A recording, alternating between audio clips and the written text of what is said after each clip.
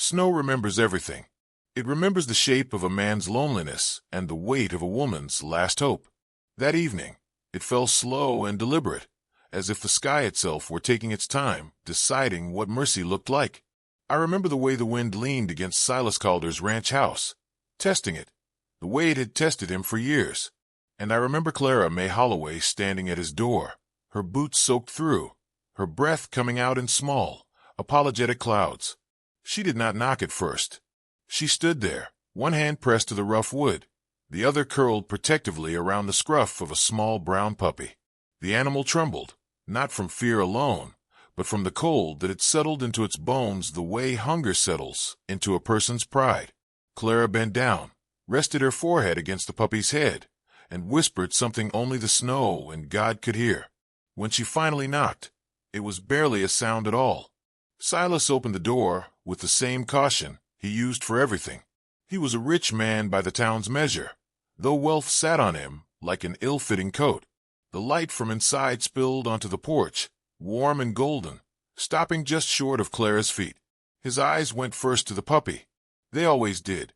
Men like Silas noticed what asked for nothing before they noticed those who asked for too much. "Please take my puppy," Clara said. Her voice cracked on the word please, as if it embarrassed her to need anything at all. She tried to explain herself then, but the wind stole most of her words. Something about not being able to feed him. Something about winter getting worse. Something about him deserving better. Silas listened without interrupting, his face a careful stillness. When she finished, he looked down at the puppy, then past her, toward the dark road that led back to town. He did not invite her in. He did not send her away either. After a long moment, he nodded once and reached for the dog. That was all. Clara released the puppy slowly, as though letting go might break both of them. The animal whined, tried to follow her as Silas lifted him inside. Clara stepped back into the snow, already shrinking from the light, already folding herself into the shape the world expected. Silas closed the door, gentle but final. The latch clicked. The sound carried farther than it should have. She stood there a moment longer, staring at the place where warmth had almost touched her. Then she turned away.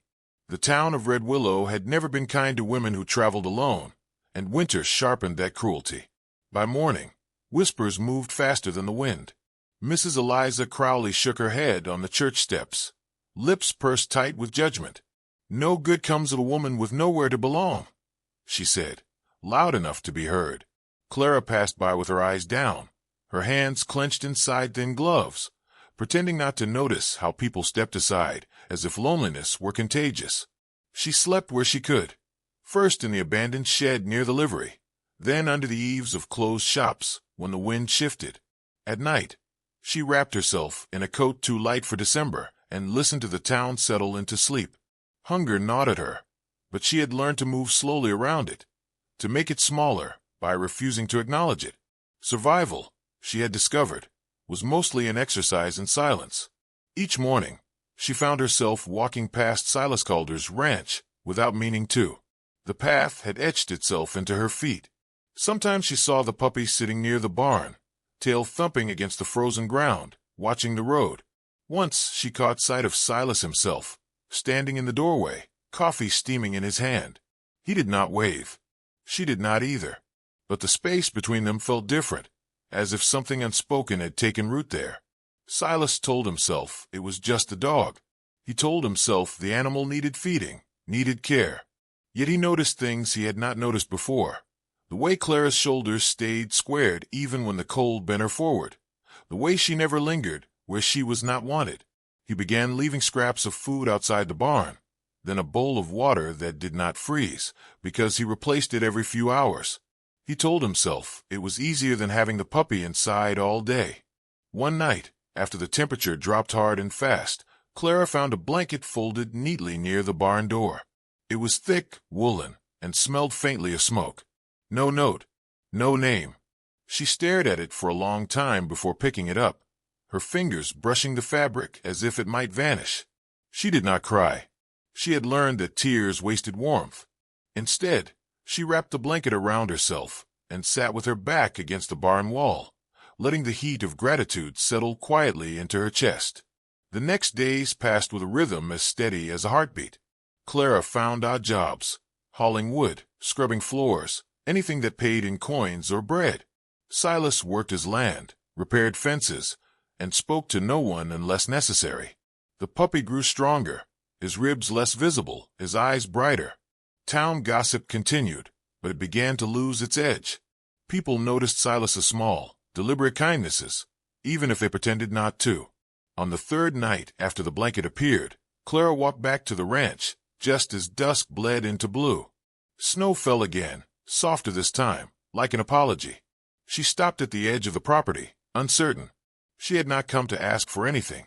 She had come because something in her needed to see that door again, to measure herself against it. The puppy saw her first. He bounded forward, stopping short as if unsure whether he was allowed. Silas stepped out onto the porch, his breath rising in slow plumes. For a moment, they simply looked at one another, two people shaped by absence, standing in the hush of winter. Clara did not speak. Neither did he. The door behind Silas remained open, light spilling out, waiting. The snow kept falling, patient and watchful, as if it knew this was not the end of the story, only the place where something fragile had finally learned how to stand. The light from the open door did not rush to meet Clara. It waited, steady and uninsistent, the way Silas Calder himself always did. After a moment that felt longer than it was, he stepped aside. The gesture was small, almost accidental, yet it carried the weight of an invitation neither of them named. Clara hesitated, then crossed the threshold, the puppy circling her boots as if guiding her home. Warmth closed around her, gentle rather than overwhelming. The house smelled of wood smoke and coffee grounds, of leather and clean wool. Silas took her coat, without comment, and hung it near the stove, careful not to brush her hands. She stood where she was, unsure what to do with a room that expected nothing from her. Outside, the wind pressed its face to the windows and moved on. She did not stay the night. That came later. For now, Silas offered her bread, set on the table as though it had always been meant for her. They ate in silence, the kind that did not demand explanation. When she left, he opened the door for her and did not close it until she had reached the edge of the yard. Clara walked back toward town lighter than she had arrived, carrying the unfamiliar weight of being remembered.